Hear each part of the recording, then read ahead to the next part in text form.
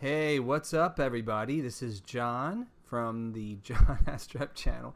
I have to laugh every time I say that. Sorry, not that it's funny exactly, but just pure lack of imagination.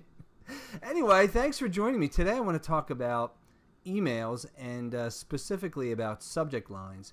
And you have to, whatever business you're in, and I've said this a million times, whatever your business in online, you are in the email marketing business. It's been number one for 20 or 25 years, and it will probably be number one for this foreseeable future. So you have to become adept at writing your own emails, and if not, at least knowing what a good email is and have somebody else write it for you. So we're going to talk about subject lines today. Here's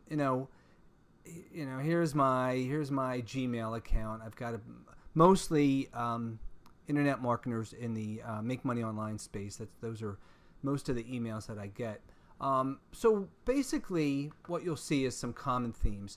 The subject line, of course, is the most important thing that you could write, that you can craft.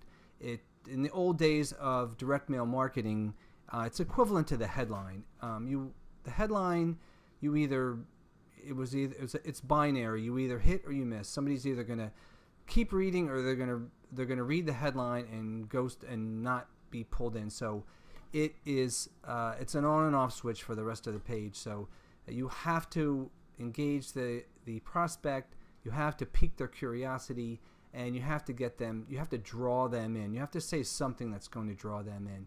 It's the equivalent of the headline in an old direct mail marketing mailer. And so what you have to do is there are different categories of subject line. There are different ways to go about it. One of the most effective, one of the most prevalent is fear.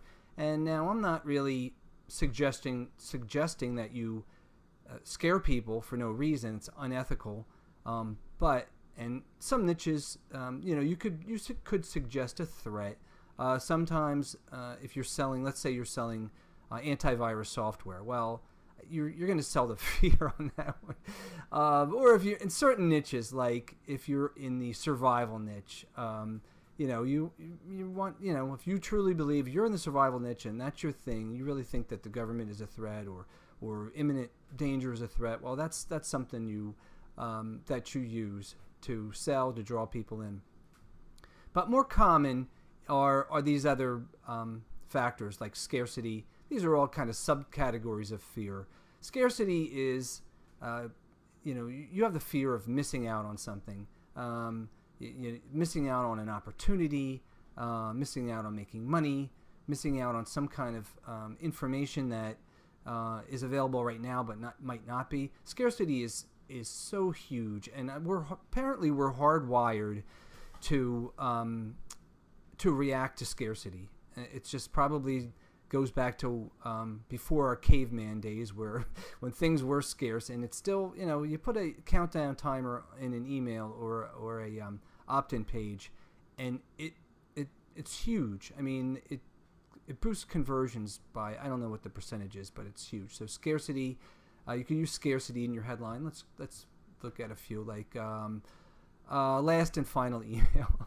I have to laugh because the day I get the last and final email from Jimmy Kim is probably maybe the end of the earth. But there's a couple. Time is running out. There are a million scarcity headlines. Loss is another theme. Let's see. Where are you? I just saw one. Are you losing money on your campaigns? Losing money on your campaigns? Hey, I think I am. Let me see what's going on. Losing money, losing opportunity, and then mistakes. A headline that says, number one mistake, or the 10 mistakes that you're making. Oh, number one mistake for newbies right here. Okay, it's like, hey, I don't want to make that. Am I making that mistake? I got to find out what the hell it is. And you're drawn in because you're afraid that you're doing something wrong. And it's basically fear. So fear is huge. Then the second category, broad category, is greed, and we're all familiar with those. And greed. I have nothing wrong with greed. There's a bunch of them here. Make $248 per day with ClickBank. This is probably marginally illegal. You have to be careful, especially in your subject lines, about making claims about how much money you can make. And this is that the Federal Trade Commission is not real happy about stuff like that. So just be careful. You'll see more thoughtful marketers like, let's see, Dan Brock. He says $30K. He doesn't say $30,000, and it's him. It's like how he made $30K. It's not. He's not saying you're going to make $30K. So just be careful on that. But greed is huge. But use a little tact and use some thoughtfulness. So, and then of course the biggest thing is curiosity, and of course curiosity can be blended with greed. It can be blended with fear. Every single subject line that you write has to have at least some element of curiosity, and it could be, weirdness. It could be totally weird, like, this is one of my favorites. Inbred goat farmer makes $2,000 a day online. How are you not going to open that? This blends greed and curiosity right here. This weird tip that can make $200 a day. It's so simple. But it's like, well, what kind of weird tip is it? And if you just put this tip can make you $200 a day, it would not have the same effect. The word weird or strange or bizarre or whatever just has a magnetic force. So curiosity, you're offering tips, tricks, hacks, and an element of weirdness, and and it's kind of a puzzle. You throw the subject line out there, and you have to tie it in at the end of the email. When there's a call to action, the subject line has to still be relevant. You can't say, two-headed snake, finds the key to, higher conversion rates or something. Maybe you can, but you just have to tie it in at the end. So keep these elements in mind.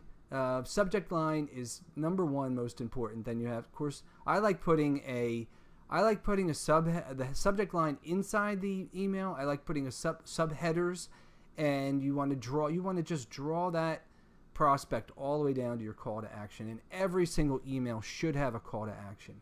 So those are my tips for today. Remember, fear, greed, and curiosity. And if you can combine all three in a succinct subject line, then that's gold. So those are my tips for the day.